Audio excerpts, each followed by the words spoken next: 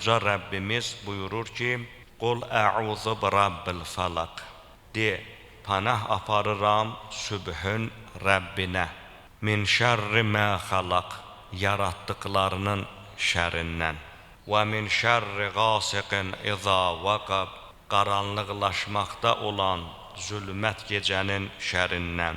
Və min şərrin nəffəsəti fil uqad. Düyünlərə üfürən qadınların şərrindən. Yəni sehirbazların, cadugərlərin şərindən. Və min şərri hasidin iza həsəd.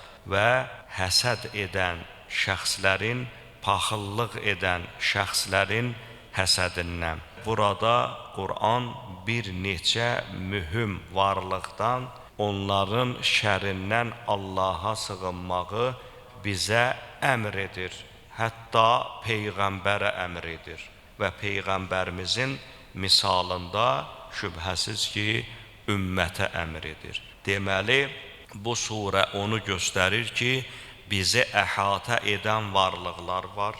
Biz o varlıqların bir hissəsini görürük, fiziki münasibət qura bilirik və bir hissə varlıqlar vardır ki, biz onları görə bilmirik.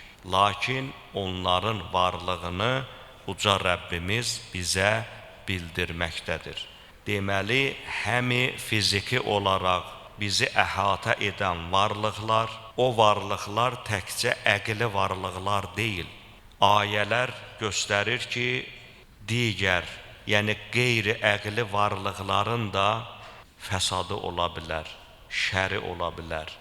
Əgər diqqət etdinizsə, deyir qaranlıqlaşmaqda olan gecənin şərindən. Təfsir əhli doğrudur. Burada belə bir izah verir ki, gecə öz-özlüyündə şər deyil. Gecənin insana zərər toxunması mümkünsüzdür. Lakin bütün şər qüvvələr gecə vaxtı daha aktivləşirlər, daha fəallaşırlar və onların insanlara zərər vermə vaxtı gecə vaxtı daha çox özünü göstərir. Ona görə də ayədə gecənin şərindən Allaha sığınıram deyə bizə əmr edir.